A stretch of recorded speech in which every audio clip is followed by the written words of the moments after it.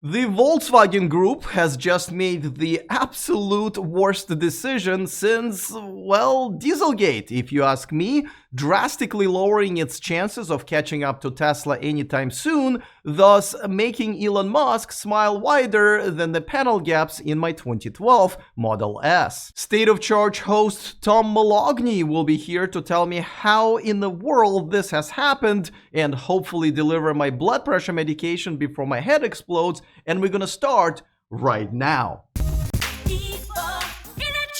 Welcome to E4 Electric for the unfiltered electric car news that others are afraid to tell you. Well, you came to the right place, so don't forget to click on that subscribe button and the bell notification icon so you don't miss anything moving forward. So this morning, and I'm taping this on a Friday, I was all prepared to tell you about this interview that GM's CEO Mary Barra gave, making this crazy claim that GM will be beating Tesla in EV production in the next 3 years. Now, I don't know if this is in dog years or she didn't realize the cameras were recording, but so far this year, GM has made less than 10,000 EVs and it's already July. But all of that was interrupted by me falling out of my chair when I found out the news that the company that actually would have been most likely beating Tesla in EV production, the Volkswagen Group, has decided they no longer wanted to beat Tesla at anything, and essentially ousted their high-profile and well-recognized CEO,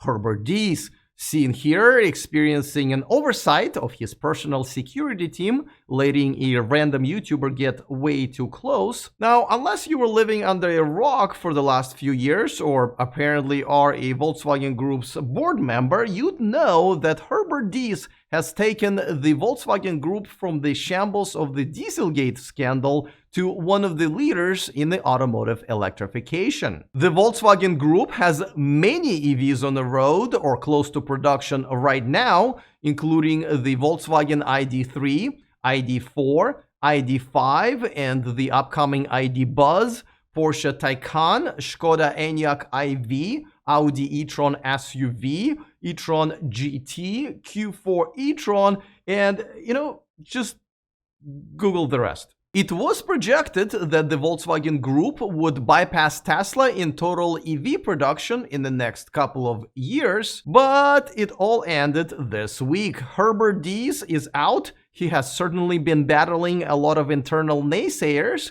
including the union leaders who actually get seats on the Volkswagen Group's board for some reason. There are also reports that Volkswagen Group's biggest shareholder, Porsche, wanted him out as well. I'm assuming because when it comes to leading in the right direction, apparently there is a substitute. So, who's going to replace him? What is he going to do next? And how hard is Elon Musk laughing right now?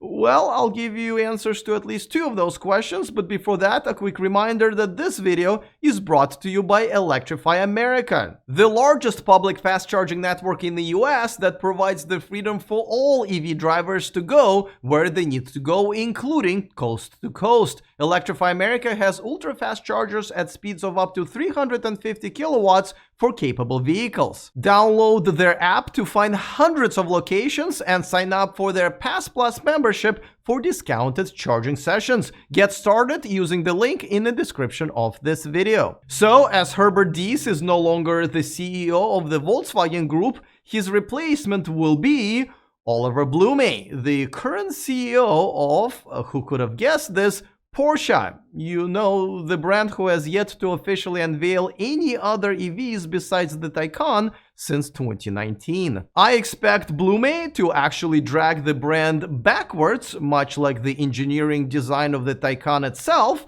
which has managed to jam a transmission, something that every other EV designer has rejected as a thing of the past, back into the Taycan, while adding an exclusively combustion engine term turbo to one of its model names. Porsche, if you are feeling sad about all of these wonderful years that have gone by that you cannot bring back, and now you make rushed, unreasonable decisions just to feel that you're staying on top of things, this may be a sign that to cope with all of those feelings, you may have to get a Porsche.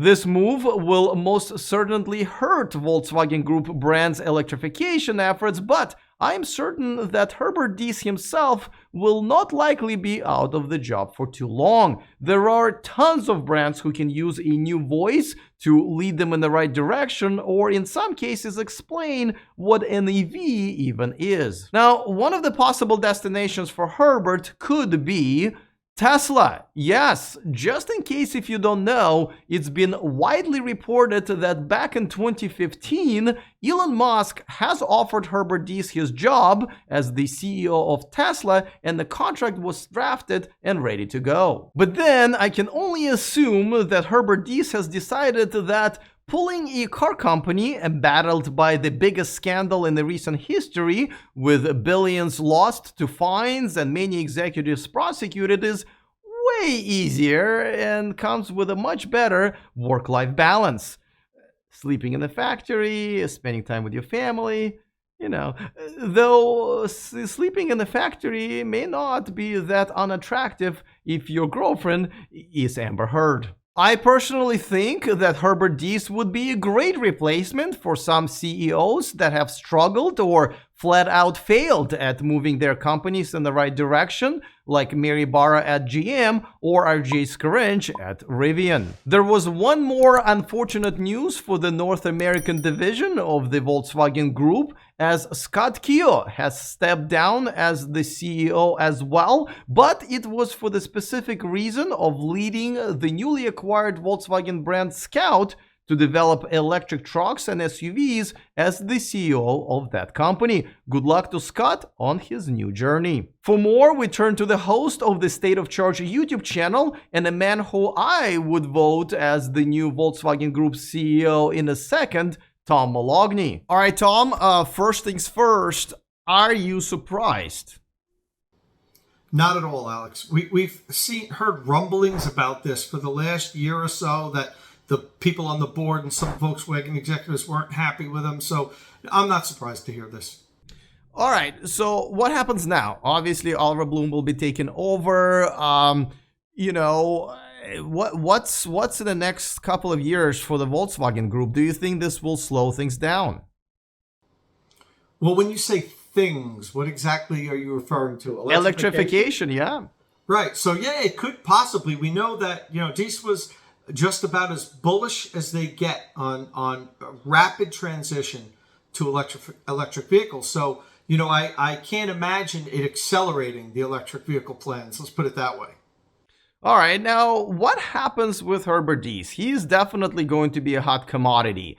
Which brand do you think would be lucky to have him or can benefit the most? And as you know, Elon Musk tried hiring him a few years ago. Do you think that's also a possibility? I suppose it's a possibility. We know Musk has a lot of respect for Diess, and vice versa. The two of them, I hate to use the term, but bromance has been thrown around quite a bit between these two. So I wouldn't be surprised if Elon made a major move and gave him a lot of power at Tesla. It would seem like it would be the right person. If Elon was going to do that, Diess would be the right person. Outside of Tesla, I don't know any of the major OEMs I think would be interested in Diess at this point. Really?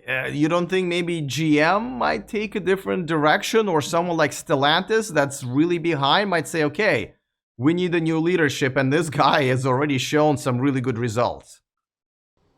I do. I think, as I said before, I think pretty much any of the existing brands out there are going to take a look at this and say, does he fit into our future plans? What would it take to bring him in, and would he bring us to where we need to go?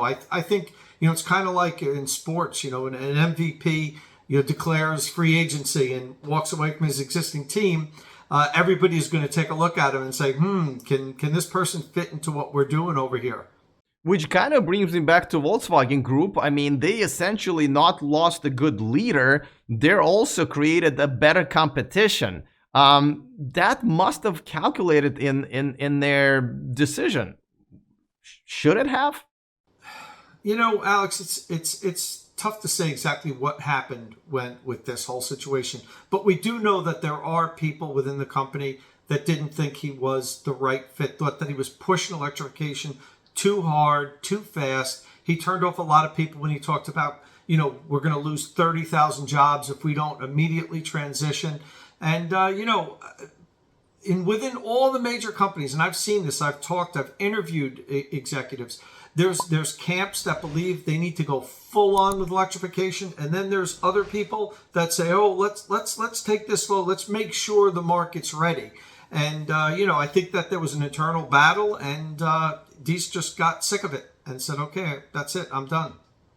Now, Tom, humor me this. How is this that the leader of a car brand that's really taken them really, really far out of the crisis that they had into the electrification gets essentially let go, and there are plenty of other CEOs of other automakers that have done quite badly with electrification over the last year or so, get to stay just fine? Well, the key is, you're hinging everything on electrification as if, the companies live in a vacuum, and electrification is the only thing that matters. Now, we're very bullish on electric vehicles here. I am, you are, but not everybody believes that they're going to have that same market penetration on the same, time frame that we believe. And some of these companies are looking at that and saying, this guy's going to run us into the ground. He's going to spend every dollar we have on pumping electric vehicles, and the market's not ready for them yet. So, how do these other CEOs, last and Diess maybe didn't? Well, maybe they were better at walking that fine line between, pushing and trying to accelerate electrification, but also, keeping the other people in the company that don't believe in such an aggressive electric vehicle timeline satisfied at the same time. I think that's what's going on, I think, in all of the existing companies. And I know a lot of the E4Electric fan base is going to say, that's ridiculous, electric vehicles in the future, everybody should just go all in on them right now. And I don't disagree with that. But you have to understand how most of these legacy brands are working, and there's internal battles in these companies on how much do we go in, how fast do we go in, and I think this probably was one of the byproducts of that with Diess leaving. Overcome your internal battle and subscribe to Tom's channel if you haven't already. I put a link to it in the description of this video. And check out this new YouTube feature, the Super Thanks button, where you can contribute to this channel, especially to cover my medical expenses next time I fall out of my chair reading EV news feed on a Friday morning. All right, looking forward to all of your thanks and comments. Other than that, see you guys next time, and remember to stay charged.